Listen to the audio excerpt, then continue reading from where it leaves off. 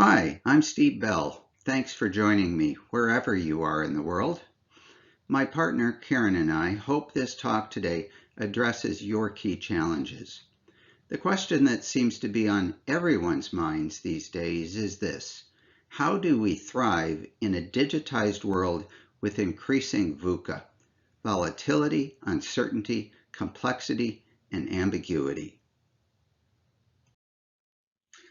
In January 2012, I introduced John Shook, chairman of the Lean Enterprise Institute, and Jeff Sutherland, the co-creator of Scrum, and the three of us sat down to share perspectives.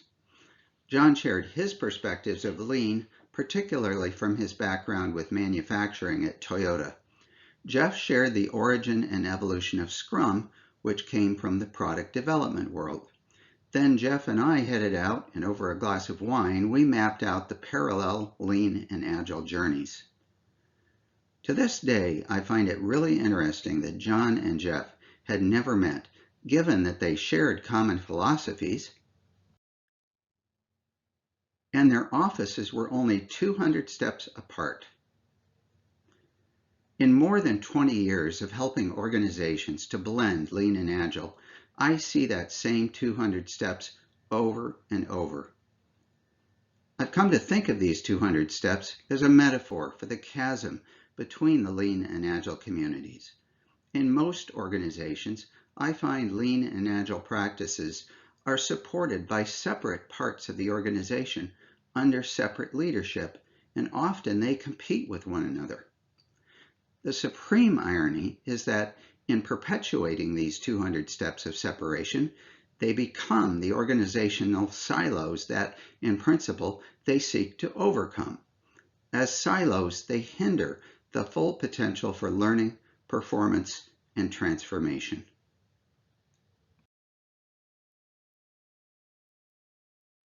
My first Shingo Award for Lean IT, published 10 years ago, applied lean thinking to developing IT operational excellence.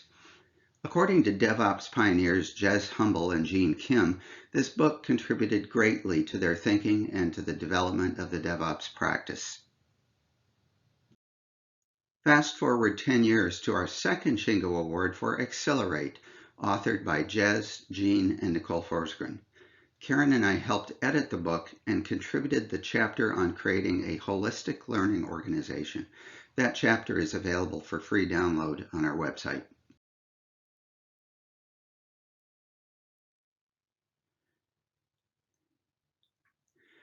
Today, I'm going to talk about what Karen and I believe are the 5 key drivers of a high-performance learning organization and how Lean and Agile, along with other related disciplines, come together to create these essential conditions.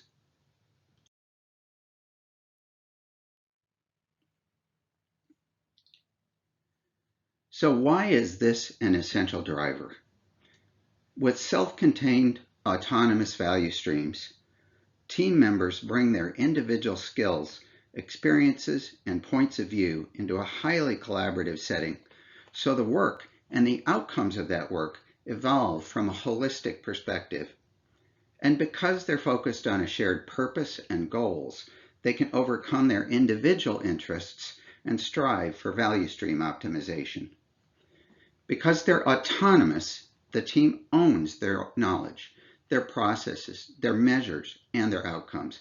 They respond quickly to whatever comes their way.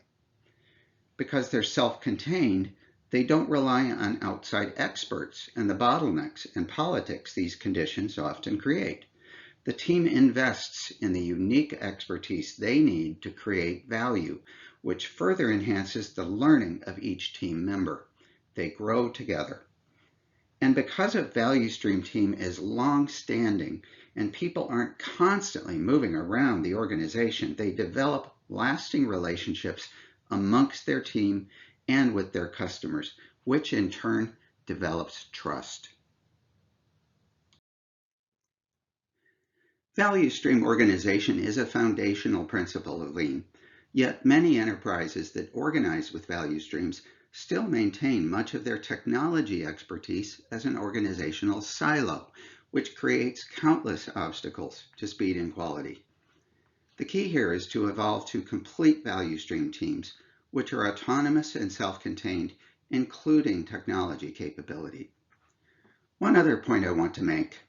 While value stream mapping and analysis is a great approach, there's a hidden trap. Although lean principles emphasize customer value, by relying too much on traditional value stream mapping, an enterprise may focus too much attention to internal process improvement and not enough on customer intimacy, empathy, value, and experience. Agile has their own terminology around value stream teams, often called tribes. It's the same concept of shared purpose, autonomy, and self-containment. What Agile brings to value stream management is an extraordinary emphasis on developing customer intimacy, not just the value the customer derives, but also the experience of the customer through the entire life cycle. It's possible to have good value, but a bad experience, and vice versa. Both matter. A common Agile approach is to identify distinct customer personas to clearly understand their diverse preferences and behaviors, then study and map the entire life cycle of the customer relationship, called a customer journey map. When you overlay the customer journey map onto the value stream map, you can see the specific interactions with your customers and spot critical moments of truth where you either delight or disappoint them. This calls laser-like attention, along with plentiful data, to problems that need to be prioritized and solved. Now here's something to look out for.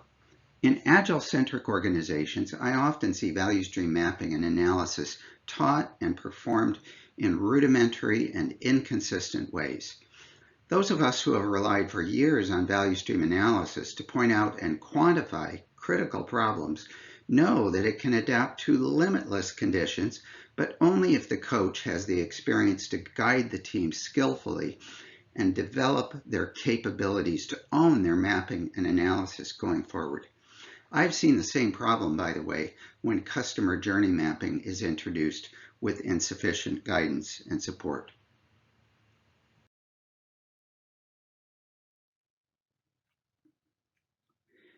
In the complex digital world, many specialties are often required to make change happen. This includes not just technology specialists, but other specialties, for example, marketing as well. To make change happen quickly, these specialized skills need to be close to and familiar with the work and continuously collaborating, which is why we embed these capabilities within the value stream teams. However, as a functional organization is transitioned into a value stream matrix structure, it's essential to preserve the knowledge and relationships within those specialist communities so they can continue to learn with and from each other. This requires a careful balancing act, ultimately making each cross-value stream community a self-managing team. Although the community of expertise structure is not specifically addressed in the Lean approach, I've often seen them in many enterprises on the Lean journey. For example, during the technology Lean Agile transformation I coached at Nike over a decade ago, we established communities of technology specialists that spanned global product creation, production and supply chain, and administration. Several years ago, a clever new value stream taxonomy was introduced by Henrik Nyberg at Spotify. This taxonomy includes tribes and squads representing autonomous, self-contained value stream teams and subteams, and into this structure they added communities of expertise called chapters and guilds, indicating mastery of their respective crafts. In this approach, the standards for each specialty, be it technology, materials engineering, marketing, or any other, are simultaneously practiced and improved across the organization.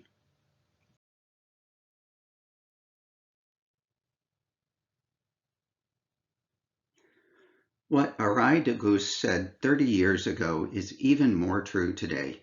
The only sustainable competitive advantage is the ability to learn faster than the competition. Management and communication systems that are truly rapid and collaborative exponentially speed learning, which informs strategy. It enables tight alignment to that strategy, enabling rapid experimentation, improvement, and innovation, which in turn enables rapid sense and response pivots to change at scale. Karen and I call this omnidirectional learning. A cornerstone of the Lean management system is a regular cadence of collaboration and communication, from leadership to the front lines and back again. But beyond a list of mature practices that Lean brings to the table, the essence of the Lean management system is a mindset and a culture which promotes an organic, visual, team-centric ecosystem. Lean management systems are alive and well in the Agile world. The Lean leadership mindset seems to come naturally. These organizations are highly collaborative, with local and remote teams practicing visual management, supported by daily cascading stand-ups and regular retrospectives, quickly escalating emergent problems and opportunities. The popular scaled Agile management systems known as SAFe, the Scaled Agile Framework, and LESS, the large-scale Scrum method, are clearly based on Lean management system practices. And there's even a new flavor of Hoshin-Kanri called OKRs, which stands for Objectives and Key Results, whose early pioneers include Intel and Google. But a word of caution here. The OKR structure and its QBR, quarterly business review process, have become quite popular in digital enterprises. This approach closely resembles Hoshin-Kanri and is intended to create an organization-wide framework for target setting, experimentation, problem solving, adapting to change, and omnidirectional learning. However, if not accompanied by the right change in mindset and behavior, especially from senior leadership, it can simply become a new form of top-down command and control. Finally, the communities of expertise we discussed earlier also enable real-time horizontal learning across value streams and the enterprise. All of these practices, combining Lean and Agile methods, contribute to omnidirectional learning, enabling the organization to collectively sense, respond, and pivot.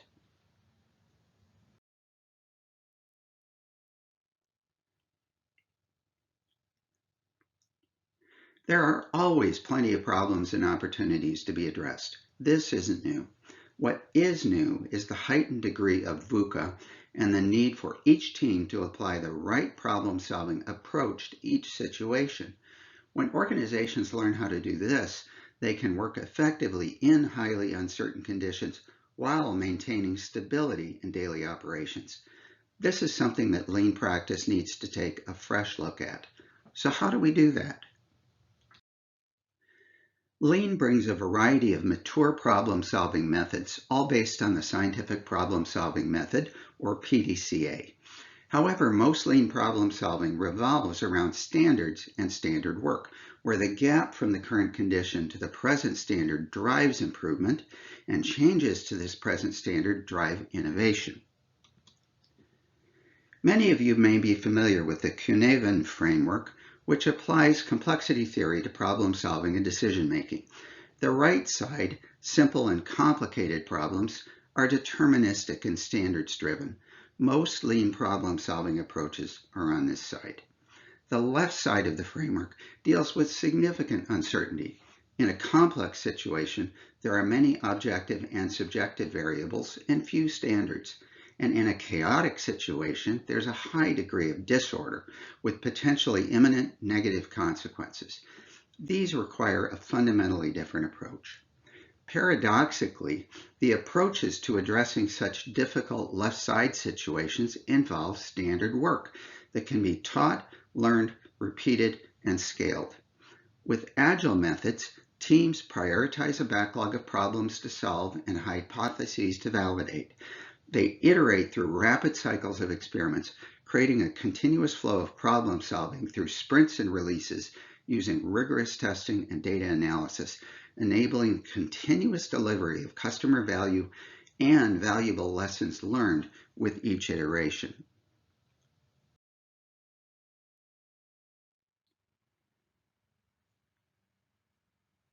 Historically, IT has been treated as a centralized, highly controlled function, supporting large monolithic systems that were resistant to change.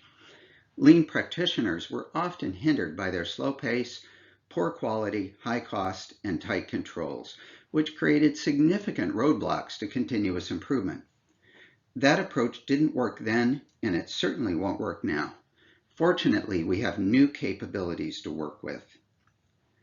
Since the publication of Lean IT 10 years ago, much has changed, most notably the emergence of DevOps, which uses lean value stream analysis and problem-solving methods to extend the continuous flow of agile application development through technology operations and into the customer's hands.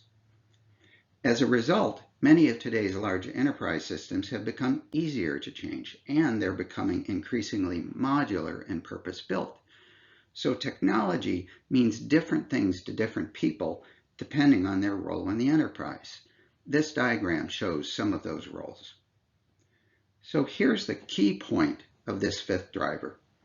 Because systems are becoming modular and purpose-built, teams doing the daily work must now be intimately and continuously involved in the prioritization, design, development, testing, and delivery of the systems they rely upon. We need to embed that knowledge and capability, creating self-contained autonomous value stream teams so they can identify and fix and ultimately prevent problems without delay, so they can sense and respond to change, and so they can ask the right questions, run experiments, and deliver new capabilities, value, and experience to their customers better and faster than the competition.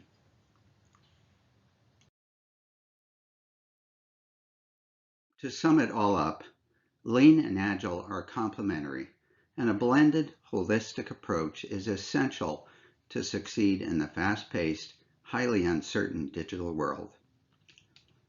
This has been my practice for more than 20 years.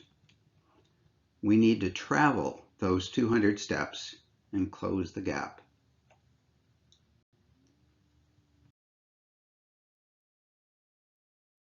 So take care, everyone, and best wishes on your journey forward.